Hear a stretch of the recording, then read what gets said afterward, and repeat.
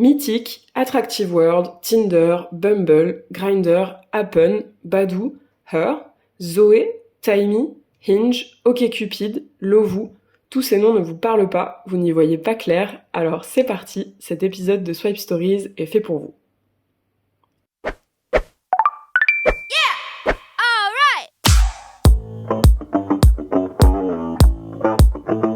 Bonjour et bienvenue dans Swipe Stories, le podcast qui interroge les relations amoureuses au temps des applications et des sites de rencontres.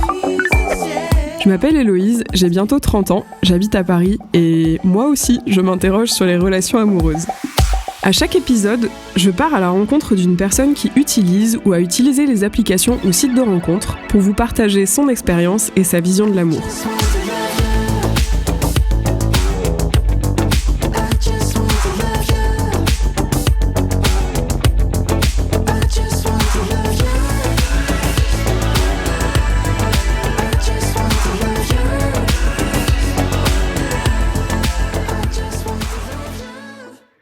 Bonjour à tous et bienvenue dans ce nouvel épisode de Swipe Stories, le podcast qui interroge les relations amoureuses au temps des applications et des sites de rencontres. J'espère que vous allez bien aujourd'hui, qu'il ne fait pas trop chaud depuis l'endroit où vous écoutez cet épisode. Pour ma part, j'ai la chance de vous l'enregistrer près du lac de Côme en Italie où je suis en voyage depuis quelques jours. J'en profite pour vous demander, est-ce que vous avez déjà fait de belles rencontres avec les applications lorsque vous étiez en voyage ? Si oui, et que vous souhaitez en témoigner dans le podcast, n'hésitez surtout pas à m'écrire à l'adresse mail swipe.stories.podcast@gmail.com. J'en profite pour repréciser que de façon générale, si vous souhaitez témoigner de votre expérience, il n'y a aucun problème à changer votre prénom pour que vous puissiez le faire de façon totalement anonyme. Il n'y a également aucun problème à enregistrer l'épisode à distance, en visio, si jamais vous n'êtes pas sur la région parisienne.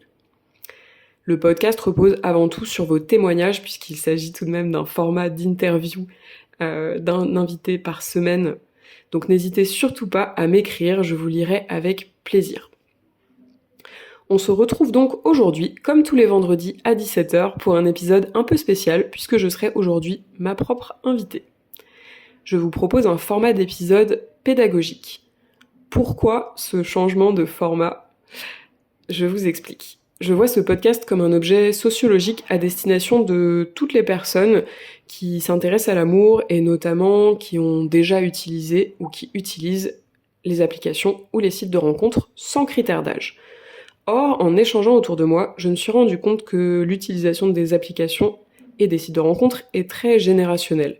Schématiquement, les 20-40 ans utilisent principalement les applications comme Tinder, Bumble, et les plus de 40 ans connaissent et utilisent davantage les sites pure player traditionnels qui correspondent par exemple à Mythic, Attractive World ou Elite Rencontres, et que finalement il y a pas mal de méconnaissances des deux côtés. Je me suis donc dit qu'il était important de prendre le temps d'un épisode dédié pour définir et documenter un peu ces deux concepts qui restent flous pour pas mal de personnes. C'est l'occasion d'en comprendre les origines, de faire un tour d'horizon du paysage des principaux sites de rencontres et applications qui sont aujourd'hui disponibles en France et de préciser un petit peu les spécificités des unes et des autres. Dans l'épisode d'aujourd'hui, on va se concentrer sur les origines des sites de rencontres et détailler un petit peu les caractéristiques des premiers sites de rencontres qui ont été fondés par ordre chronologique et qui sont pour la plupart aussi devenus des applications aujourd'hui. La semaine prochaine, on va plutôt se concentrer sur les nouveaux arrivants plus récents sur le marché. Par exemple, je pense à Fruitz, qui sont des applications qui ont émergé finalement dans les dernières années. Pour commencer, quelle différence on peut faire entre un site et une application de rencontre ? Alors, il y a déjà une différence chronologique, comme on en a parlé, puisque c'est lié au développement informatique. Les sites internet sont apparus avant les applications, donc de façon logique, les premiers sites sont également apparus avant les premières applications. Donc les sites de rencontres sont accessibles via une page web par recherche Google par exemple, et ils étaient donc préexistants aux applications. Les applications sont apparues plutôt à partir de 2008, elles sont dédiées à une utilisation mobile ou via une tablette, et elles sont téléchargeables via le Play Store ou l'App Store selon si vous utilisez un iPhone ou un smartphone Android. Globalement, Comme on le disait, chronologiquement, la plupart des sites internet, les sites internet, finalement, les sites de rencontres sont préexistants aux applications, mais finalement, ils existent tous aujourd'hui sous la forme d'applications. Par exemple, Mythic a également son application, Glidden également son application, Adopt un mec qui était donc un site aussi a son application. Je voudrais faire une petite parenthèse également qui est un petit peu qui me tient à cœur, notamment par rapport au titre du podcast, et pour s'interroger en fait sur pourquoi Swipe Stories et définir un petit peu qu'est-ce qu'un swipe, puisque c'est pareil, ce terme-là, autant il va paraître familier à pas mal de personnes, autant d'autres ne savent pas forcément ce qu'est un swipe. Donc to swipe en anglais, ça a plusieurs significations. Ça veut dire, ça peut vouloir dire donner un coup au sens propre comme au sens figuré, par exemple to swipe at a fly with a newspaper, donc frapper une mouche avec un journal. Ça peut vouloir dire piquer, voler, dérober quelque chose. Donc ces deux significations, elles ont finalement peu de lien avec les applications. Mais la troisième, donc, c'est faire glisser une carte le long d'un lecteur. Donc là, on voit bien la notion de balayage qu'il y a dans cette définition. Et par extension, donc, le swipe, c'est l'interaction qu'on va avoir avec un écran tactile et qui consiste à faire glisser rapidement son doigt sur celui-ci, comme une sorte de balayage latéral, qui est l'usage que l'on retrouve sur la plupart des applications de rencontres aujourd'hui. Revenons aux sites de rencontres, aux origines. Depuis quand ça existe, les sites de rencontres ? Les sites de rencontres sont nés dans les années 90 aux États-Unis. Le premier site de rencontre, il s'appelle Match.com et il a été créé en 1995 par un certain Gary Kremen, ingénieur en informatique, qui a été diplômé de l'université de Stanford et qui est né à Chicago en 1963.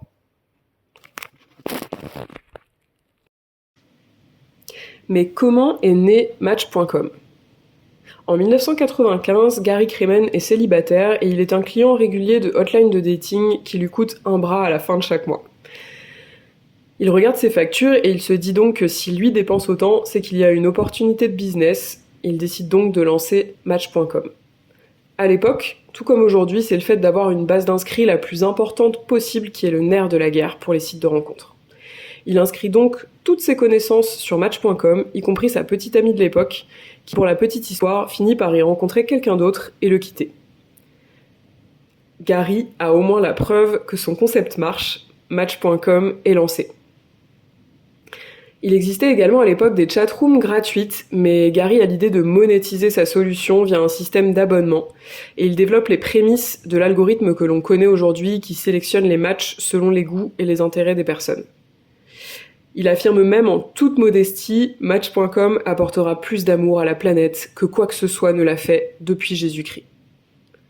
Si on regarde un peu plus près, Match.com à l'époque c'est 80% d'hommes, un territoire plutôt geek, très peu de photos de profil et beaucoup de tabous autour de l'usage. Mais en 1999, donc 4 ans après seulement la création de Match.com, alors que 2500 sites dédiés au matchmaking ont été créés, Gary Kremen revend Match pour 50 millions de dollars à IAC, l'actuel détenteur de Tinder, OkCupid et Mythic. Mais qu'en est-il de la France ?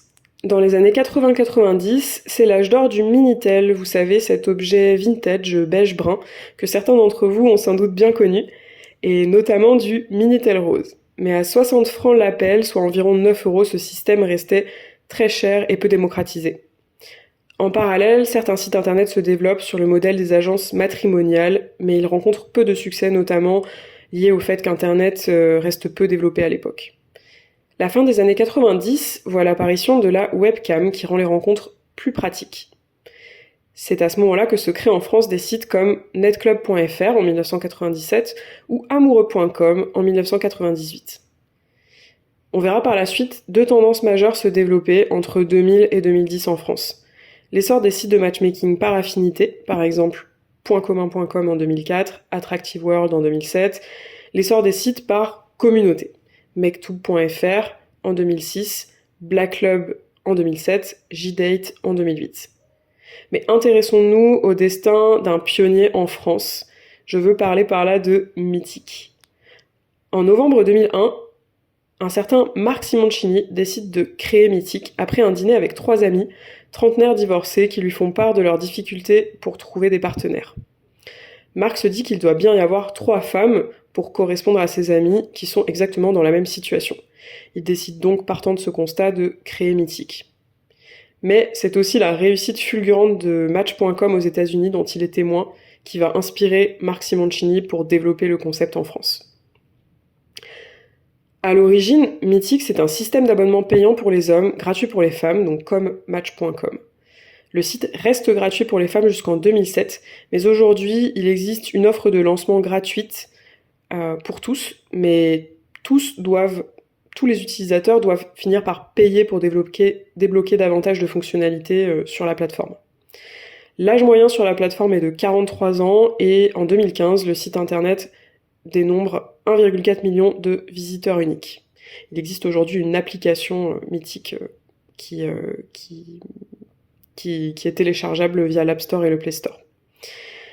Mythique entre en bourse en 2005, il se développe dans d'autres pays dès 2006 et est aujourd'hui présent dans plus de 15 pays en Europe. Le groupe Match IAC, dont on a parlé un peu plus tôt, rentre au capital de Mythique en 2006 et détient 26,8% des parts. Dès 2011, il devient actionnaire majoritaire. Mythique décide de se diversifier en 2008 en lançant Affini, donc une version premium de l'application, avec plus de femmes que d'hommes recensées sur l'application et qui permet notamment des rencontres par affinité. Mythique a notamment la particularité de proposer des événements organisés tous les mois à Paris avec la possibilité pour les inscrits d'amener 3 amis célibataires hors communauté Mythique. Ils ont lancé également une fonctionnalité vidéo pendant le Covid et en 2022, Mythique déclare un chiffre d'affaires de 161 millions d'euros. Il reste une valeur sûre, classée en numéro 1 dans les sites de rencontres préférés des Français.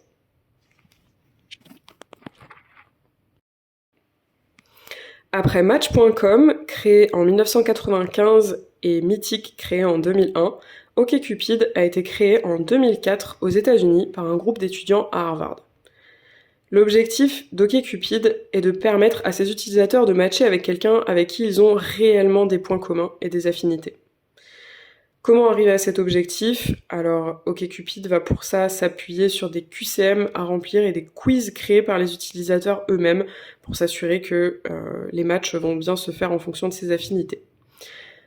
Dès le départ, le site internet se veut très ouvert et aujourd'hui, cette ouverture et cette notion d'inclusivité est toujours revendiquée par OkCupid. Par exemple, l'application permet aujourd'hui de choisir à ses utilisateurs parmi 13 orientations sexuelles différentes et 22 identités de genre. L'application donc est rachetée en 2011 par le groupe Match pour 50 millions de dollars. Aujourd'hui, même s'il existe officiellement une version gratuite, de nombreux témoignages corroborent le fait qu'il est quand même très compliqué d'utiliser l'application sans version payante. Et donc il faut passer par différents niveaux d'abonnement, basique, premium, stack pass et boost au choix. Aujourd'hui, OkCupid revendique 34 000 visiteurs uniques par mois, dont 30% de femmes. Pour ma part, je n'ai jamais utilisé OkCupid, mais si ce n'est pas votre cas et que vous êtes familier avec cette application, je serais ravie d'échanger avec vous lors d'un prochain épisode de podcast. Mais continuons notre tour d'horizon des sites et applications de rencontres. 2008 marque un réel tournant. Nombreuses sont les applications actuelles qui ont été créées à partir de cette année. Faisons notamment un petit zoom sur Adopt, anciennement Adopte un mec. Adopt a été créé par Florence Steiner et Manuel Conejo fin 2007. Le site recense dès juillet 2008, donc moins d'un an après, 250 000 inscrits. L'objectif d'Adopt, au départ, c'est de redonner le pouvoir aux femmes. En 2015, l'application recense plus de 10 millions d'inscrits et est considérée comme l'app la plus rentable en France derrière les applications de jeux, donc avec 23 millions d'euros de chiffre d'affaires généré. En 2016, le concept est présent dans 9 pays en plus de la France. Alors, Adopt, c'est également une communication qui est très connue, qui a été à la fois primée et très décriée.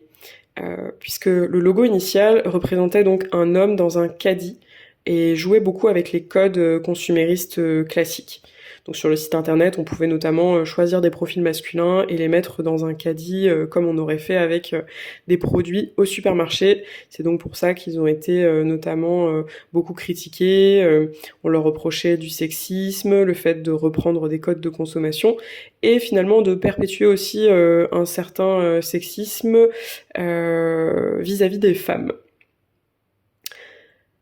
Alors, toujours est-il qu'aujourd'hui, Adopt est un site qui est beaucoup utilisé et qui est tellement devenu connu finalement dans l'esprit des gens qu'au niveau de la communication, ils peuvent se permettre une communication de plus en plus épurée. Donc, par exemple, pour passer de Adopt un mec à Adopt, et en faisant des campagnes de communication dans le métro ou un petit peu comme McDo l'avait fait avec des images qui évoquaient des produits de chez eux, donc par exemple un cornet de frites.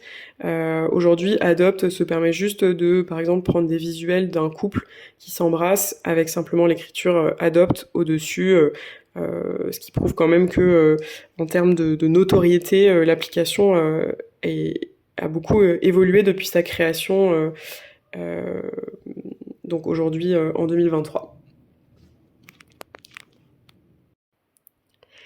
Donc après nous être intéressés à Adopt et sa communication très épurée et suggestive, je vous propose de vous intéresser à deux acteurs un peu particuliers des sites de rencontres que sont Attractive World et Elite Rencontres. Donc vous en avez peut-être déjà entendu parler. Attractive World, c'est un site internet qui a fait de nombreuses publicités, TV notamment, donc avec un slogan qui est donc le site de rencontre pour célibataires exigeants. Alors j'avoue qu'à titre personnel, ça m'a toujours un peu interpellée puisque ça sous-entend quand même que si on n'utilise pas cette application ou qu'on utilise d'autres sites ou applications de rencontres, eh bien on est finalement un peu un célibataire qui s'en bat les steaks et qui n'est pas du tout exigeant. Moi en tout cas ça m'a évoqué ça, donc c'est peut-être peut-être pas tout à fait le cas, mais globalement ce qui est prôné donc à la fois par Attractive World et Elite Rencontres, c'est quand même le fait de rencontrer des célibataires on va dire haut de gamme, donc par exemple pour reprendre la terminologie utilisée par Elite Rencontres, ou des personnes en tout cas qui sont attractives, donc soit par leur physique, par leur salaire, leur situation sociale, donc plutôt des CSP+, des personnes qui ont en général fait quand même des longues études, même si c'est pas forcément le cas, ou en tout cas qui sont attractifs d'une façon ou d'une autre. Donc le site internet, notamment Attractive World, annonce que parmi donc les 100% de dossiers reçus, ils ne retiennent que 30% de célibataires en tant que membres. Et ensuite, donc après cette étape passée, les 30% de célibataires retenus doivent notamment devenir membres premium, donc en souscrivant à un abonnement payant, qui leur permettra de communiquer avec les autres membres et d'accéder aux événements. Donc Elite Rencontres, c'est un petit peu finalement j'ai rapproché donc Elite Rencontres et Attractive World dans le sens où c'est un petit peu le même concept, hein, ça a été créé en 2009 et c'est une application pour les plus de 30 ans qui s'adresse davantage aux CSP+ et qui prône qui prône des rencontres haut de gamme. Donc c'est pas un hasard si en 2016 le groupe Affinitas, donc un groupe allemand qui détient eDarling et Elite Rencontres, décide de racheter Attractive World.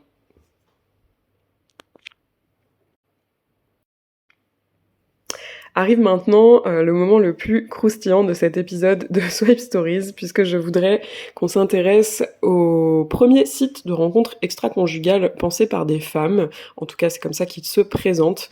Je veux parler bien sûr de Glidden. Donc Glidden, donc de Glee en anglais, euphorie, et Eden, paradis terrestre. C'est un site qui a été fondé le 1er novembre 2009, qui donc existe aujourd'hui aussi sous la forme d'application. Donc vous le connaissez sans doute parce qu'ils ont fait de nombreuses campagnes de publicité donc dans le métro et à l'arrière des bus. Et donc c'est un site qui au départ a été fondé par deux frères, deux entrepreneurs qui avaient participé à de nombreux projets de start-up qui n'avaient d'ailleurs pas forcément beaucoup de rapport avec les sites de rencontres avant Glidden. Et ces deux frères donc s'appellent Teddy et Ravi Truchot. Donc vous allez me dire, le premier site de rencontre extra-conjugale pensé par des femmes, bon les deux frères ils s'appellent Teddy et Ravi Truchot, y a un truc qui cloche là, je sais bien qu'on a une époque où le genre peut être fluide, mais là a priori il y a une petite incohérence quelque part. Donc je vous le confirme, en fait, pourquoi il se présente comme un site de rencontre extra-conjugale pensé par des femmes? Eh bien c'est parce que dans les équipes qui ont conçu l'application et conçu le site internet notamment, sont constituées uniquement de femmes. Voilà donc comment il justifie le fait d'avoir pu indiquer ce slogan. Mais il reste tout de même malgré tout que les deux fondateurs donc sont des hommes. Donc le concept de Glidden, c'est vraiment basé sur le postulat suivant. Donc auparavant, on va dire jusqu'à la création, donc en 2009, de Glidden, donc 8% des personnes inscrites sur les sites de rencontres classiques se déclaraient célibataires, mais tout en étant mariées ou en couple. Glidden, permet désormais aux personnes souhaitant tromper leur conjoint d'afficher leur statut d'homme ou de femme mariée ouvertement.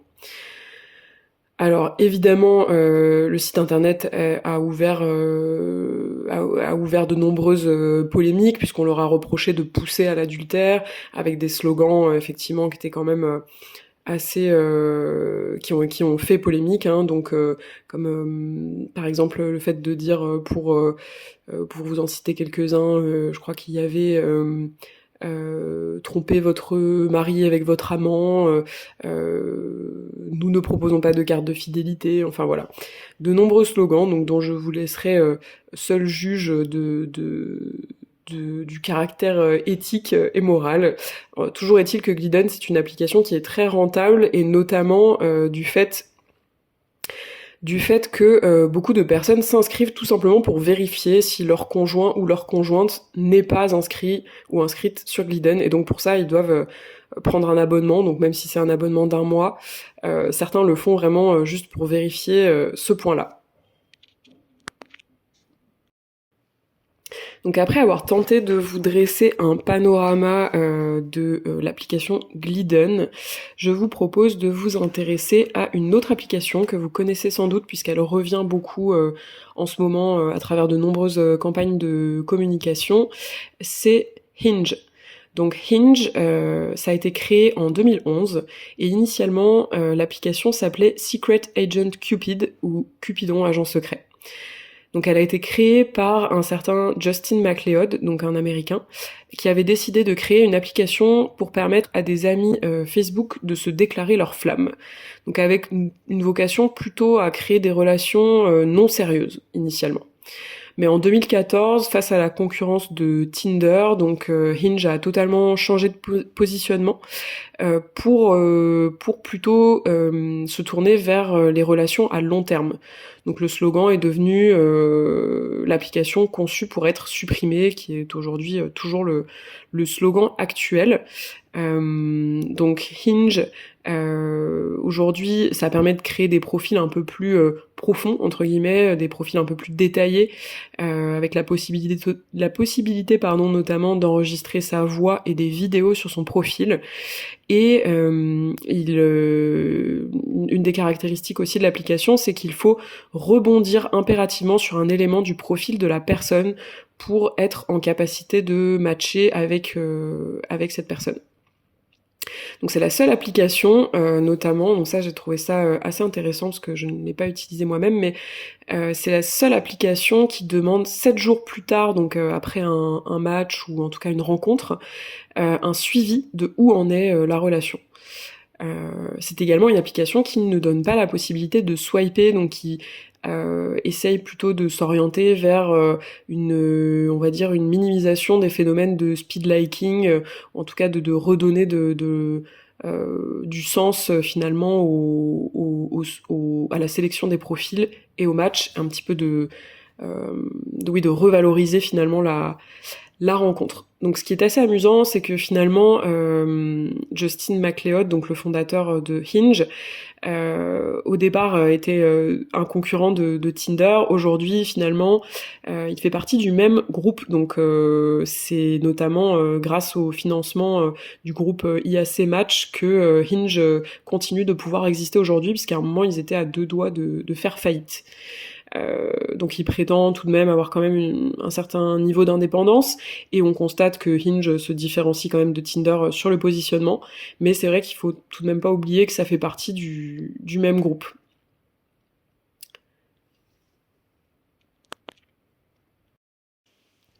Donc pour terminer cette première partie de tour d'horizon des origines des applications et sites de rencontres à nos jours, je vous propose de finir avec l'application à la flamme, la fameuse application Tinder, que vous connaissez tous. Donc Tinder, c'est aujourd'hui l'application la plus téléchargée au monde. Elle a été créée donc le 12 septembre 2012, et l'application à la flamme est vraiment emblématique de ce système de swipe, donc de balayage à droite à gauche pour sélectionner les profils. Tinder est plutôt connu dans l'esprit des gens comme une application dédiée aux relations sans lendemain, mais dans les faits, ils essaient vraiment finalement de contrer cette image-là en mettant en avant des témoignages de personnes qui se sont rencontrées, qui vont se marier par exemple, ou qui vont rester ensemble pendant longtemps. Donc à titre personnel, je connais des gens qui se sont rencontrés sur Tinder pour des relations sérieuses, donc il faut peut-être pas totalement se fier aux apparences, même si c'est vrai que dans l'esprit des gens, malgré tout, ça reste quand même connoté aux relations éphémères. Donc à la base, Tinder est resté très longtemps gratuit, donc de 2012 à 2015. Et en 2015, donc Tinder a décidé de lancer Tinder Plus, donc un abonnement payant. Aujourd'hui, il existe 3 niveaux d'abonnement, donc Plus, Gold et Platinum. Et l'application se targue d'être à l'origine de 55 milliards de matchs dans le monde. L'algorithme fonctionne selon des critères de sexe, d'âge, de proximité géographique, de niveau d'études, d'ethnicité et de revenus. Donc ça reste tout de même relativement très opaque. On vous en parlait notamment dans l'épisode précédent, donc l'épisode numéro 4 avec Baptiste, puisque c'est sur Tinder que Judith Duportail, donc l'autrice, s'est basée pour écrire son livre L'amour sous algorithme.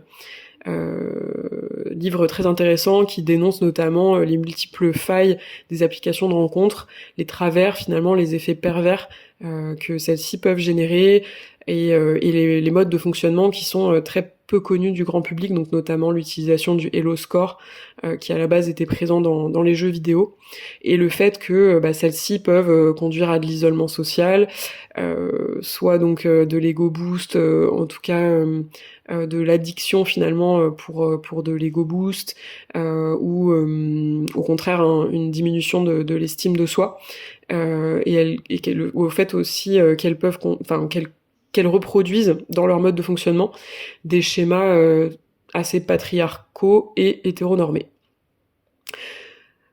Donc je vais vous proposer une petite transition vers le prochain épisode. Ce qui est intéressant de constater, donc en regardant un petit peu l'historique de Tinder, c'est que notamment dans le comité de direction, il y a eu plusieurs affaires de harcèlement sexuel, et notamment en 2014, donc une des cofondatrices de Tinder, Whitney Wolfe Herd, a accusé un de ses cofondateurs de l'avoir harcelé. C'est à partir de ce moment-là qu'elle décide notamment de quitter Tinder pour fonder Bumble, dont une des ambitions majeures est de redonner le pouvoir aux femmes pour empêcher le harcèlement sur les sites de rencontres. Donc je termine aujourd'hui cet épisode avec cette information-là, et on reprendra la semaine prochaine avec tous les autres sites, toutes les autres applications. Je vais essayer de faire un panorama peut-être pas exhaustif, mais en tout cas le plus complet possible, de toutes les autres applications connues qui ont émergé depuis. J'espère que ce format d'épisode vous plaira. Il est un petit peu différent d'habitude. N'hésitez pas à me laisser vos avis en commentaire.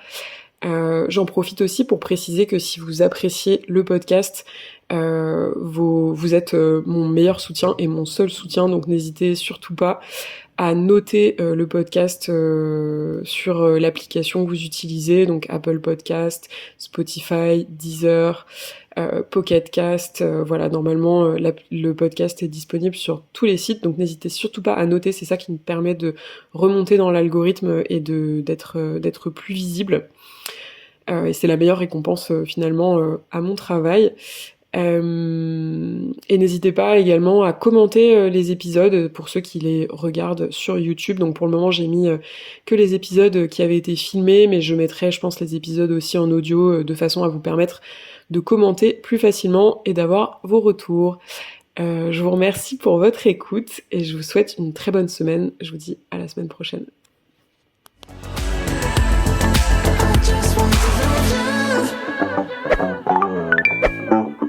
Et voilà, Swipe Stories, c'est fini pour aujourd'hui. Si cet épisode vous a plu, n'hésitez pas à le noter, laisser un petit commentaire ou le partager autour de vous. N'oubliez pas de vous abonner pour être notifié de chaque nouvel épisode et retrouver Swipe Stories sur Instagram et sur YouTube pour plus de contenu. Si vous connaissez une personne qui souhaite témoigner de son expérience ou si vous souhaitez vous-même participer au podcast, écrivez-moi à l'adresse swipe.stories.podcast@gmail.com. Merci pour votre écoute et à bientôt!